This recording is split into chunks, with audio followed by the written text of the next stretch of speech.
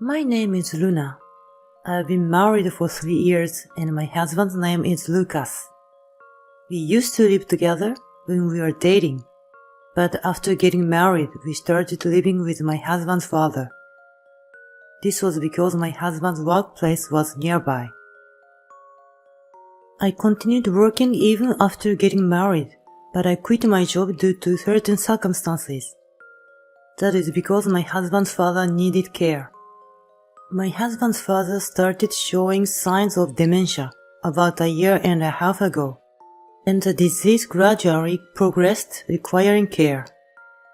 At first, we thought about putting him into a nursing home, but I ended up taking care at home due to my husband's wish. Luna, I beg you, I'll help with the care on my days off.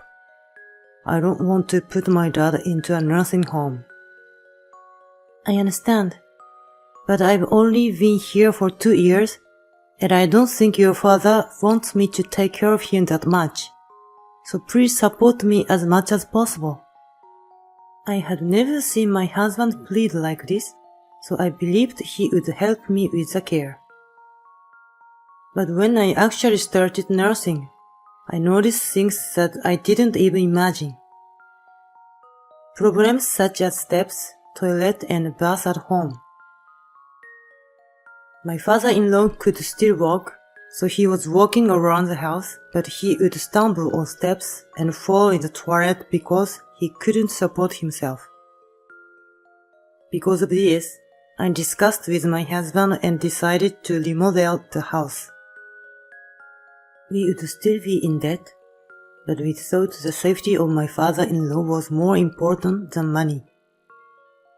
For the first month after the renovation, my husband took the lead in nursing.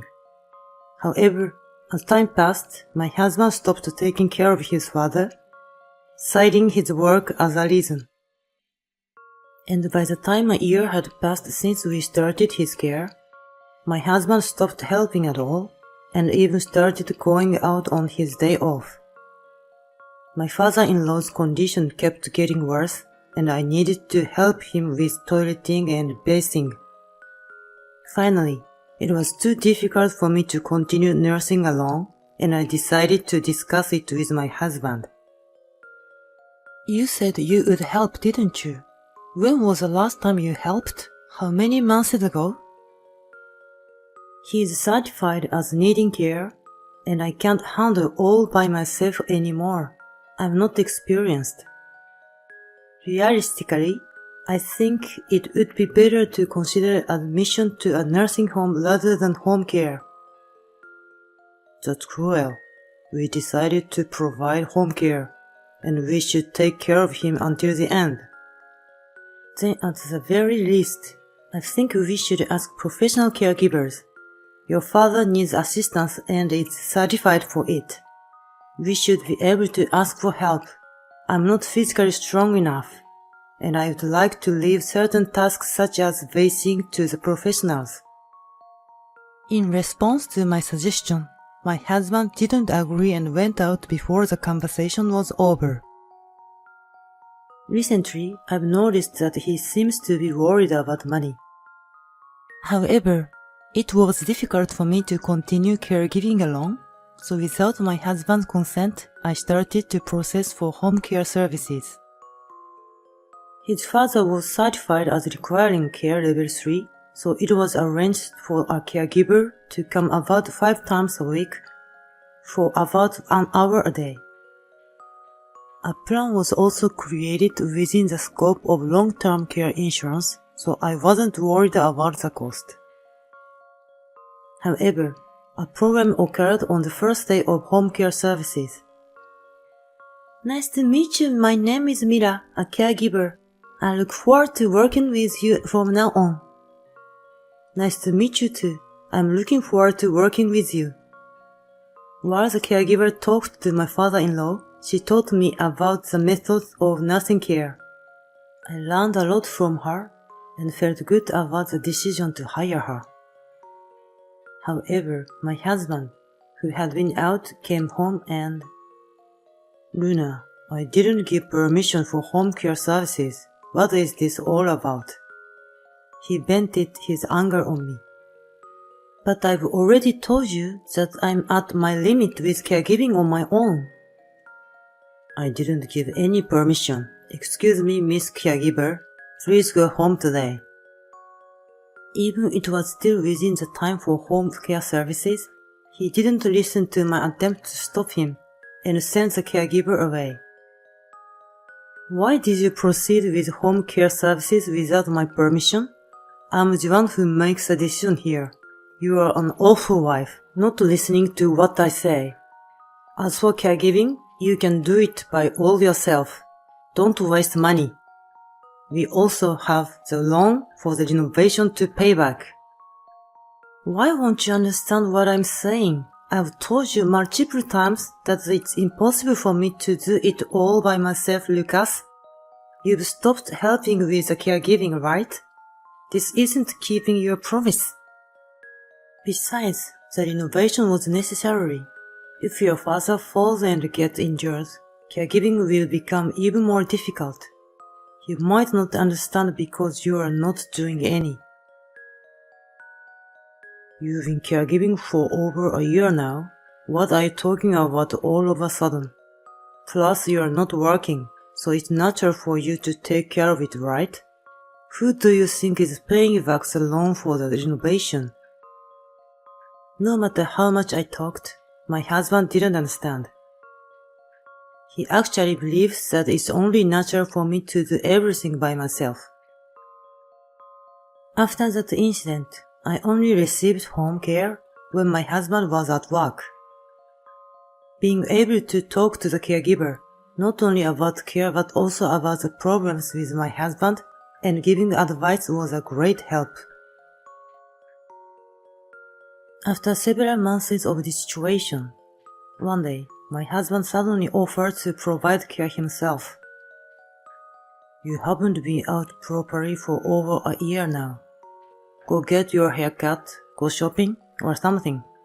I'll take care of him all day today. I gratefully accepted my husband's offer. I got a haircut for the first time in a long time, and then spent time sipping tea at a cafe I used to like. After spending about 4 hours alone, I felt uneasy, leaving the care to my inexperienced husband, so I decided to go home early. When I returned home, it was too quiet. My father-in-law was sleeping peacefully in his room.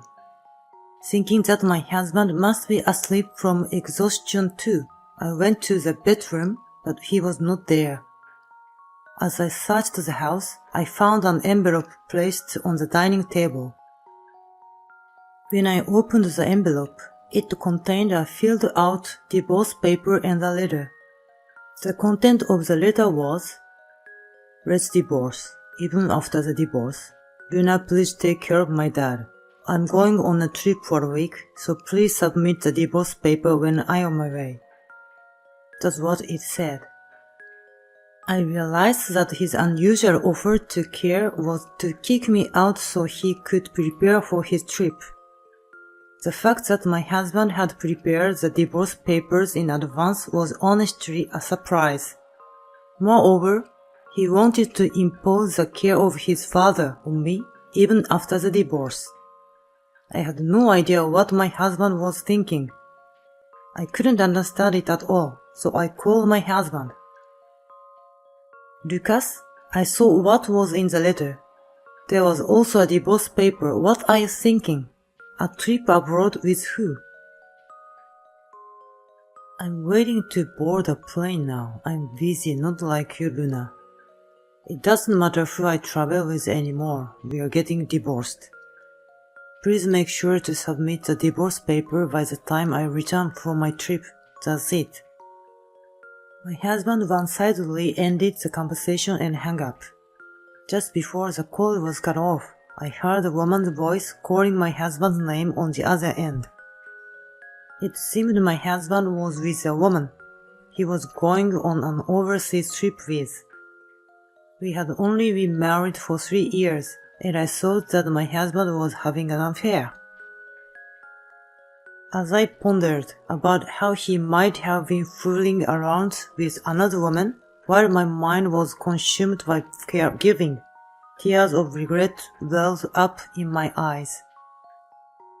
Luna, upon hearing my father-in-law's voice calling out to me as I wept. Recently he had been struggling to remember my name, but today, for the first time in a long while, he called it out. I had been worried whether my husband had really taken care of him while I was away, so I went to see him immediately. Father, are you okay? Was everything okay while I was out?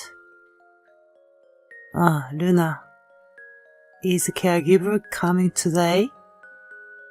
Today my father-in-law seemed quite fine and capable of having a coherent conversation. Can dementia actually get better? She's not coming today. She'll be here tomorrow morning. I see. Then could you bring me some paper and a pen? My father-in-law, who was virtually unable to write anymore, was unusually fine today and seemed different from usual. I had heard that writing could help alleviate or prevent the symptom of dementia, so I decided to let him do what he enjoyed. I handed him some paper and a pen, and he began to write something.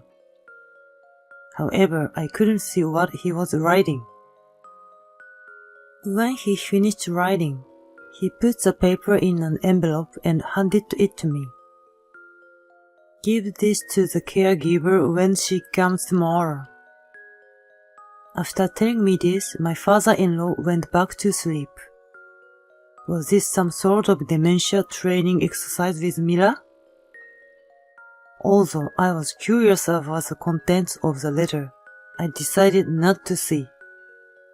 A few hours later, when my father-in-law woke up, he seemed to have completely forgotten about what had happened earlier, and he couldn't even remember my name. I wondered what on earth had happened. That night, after my father-in-law had gone to sleep, I found myself deep in thought as I went through the letter and divorce papers from my husband again. Looking back on my husband's behavior, I realized there may have been several suspicious actions. As I had only talked about caregiving with him, I hadn't paid attention to what was happening with him personally, and I had missed even the smallest signs. If my husband was indeed cheating, part of me wanted to get a divorce as soon as possible and leave, but I couldn't do that considering my father-in-law. Plus, I had been unable to work while taking care of him, so I was worried about not having enough money to live on my own if I got divorced. As the morning dawned, I still hadn't come to a conclusion. Mila came by in the morning. After briefly greeting her, I handed her the letter I had received from my father-in-law yesterday. Upon reading the letter, Mila, the caregiver, approached me with a troubled look. As a caregiver, I'm here to help, but I also consider you as a friend, Luna. Cases like those are more common than you'd think. I'm here to help. Could it be that the letter is about me getting a divorce? Yes, it seems that Mr. Henry noticed something was off about you and informed me. He wrote in the letter asking me to help in his stead. There's more written in the letter, but I'll explain that later. Since we have limited time before your husband comes home, let's take immediate action. Saying so, Mila called another caregiver and asked them to take over Mr. Henry's care. Alright, let's go. I followed Mila, and we ended up at a law firm. Mila, why are we here? You'll understand once we are inside. Even though I didn't understand, I decided to follow Mila. Thank you for coming today. I'd like to discuss a request I received from Mr. Henry, primarily regarding the matter of gifting property during one's lifetime to you, Luna. The lawyer handed me a document as he said yes. It was a notarized document. Mr. Henry had requested the lawyer to prepare this document by Mia. It stated that Mr. Henry would gift me $36,000 and his apartment during his lifetime. Stunned by this, Mira began to explain. On the first day of my home visit, Mr. Henry first brought up this matter. He expressed his gratitude towards you, Luna, but as you weren't adopted by him, he was unable to pass his assets on to you. Hence, he wanted to make a lifetime gift. I'm grateful. I need to express my gratitude to my father-in-law right away. Before we go back, there's one more place we need to stop by. After following Mira and making one more stop, we returned home. After I got home and expressed my deep gratitude to my father-in-law, he didn't seem to understand, but I kept expressing my gratitude. My father-in-law passed away 3 days later. It was a complication caused by his deteriorating dementia. I called my husband who was traveling abroad, but perhaps thinking it was about the divorce, he did not answer the phone. With no other choice, Mila, who had come to help, and I proceeded with the preparations. Amidst the gathering of relatives, my husband, the biological son of my father-in-law, not being there seemed to be a source of dissatisfaction for them. 2 days later, my husband came home obviously knowing nothing and was immediately interrogated by all the relatives. Of course, since I had also informed the relatives about my husband's infidelity, they were furious. Hey, help me out here. I swear, I'm not having an affair. I was just on vacation for a change of pace after doing caregiving every day. You can't lie twice. Even if you say you were doing caregiving, there wouldn't be such a fact, right? I know a fact that you went on that vacation with your mistress. You two were caught on the airport security camera, acting like lovers. After I said that, my husband seemed to give up and silently accepted the harsh words from the relatives. Several days later, once things had calmed down, I filed for divorce. I planned to move to the apartment my father-in-law had gifted me before he passed away. As I was making preparations for that, my husband called. Luna, where are you? The beneficiary of that life insurance isn't me, it's you. All I was supposed to get was his life insurance. What are you going to do about this? What did you tell my dad while caring for him? You and that female home helper seemed close. You two should have been planned this together. It was your father's wish. Home helper Mira simply acted in accordance with his wishes. Oh yes, we are divorced, and I think you and your mistress will receive a notice from the lawyer soon. Please make sure to pay the consolation money. What do you mean we were divorced? That's right. Since you got my dad's life insurance, you can just consider that as a consolation money, right? So I don't have to pay anything. It seemed he had forgotten that he had left me the divorce papers to submit before he left for his overseas trip. I was also taken back by his way of thinking. The divorce paper was left by you with a letter asking me to submit them, wasn't it?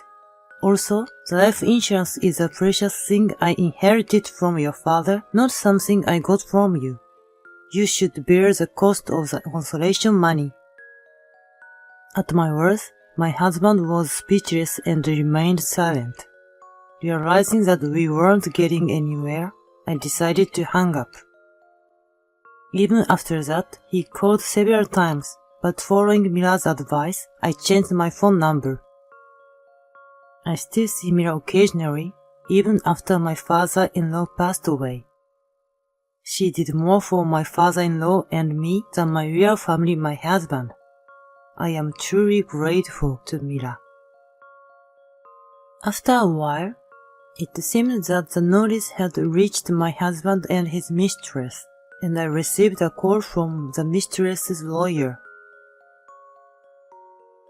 I went on a trip because I heard from Lucas that you were divorced.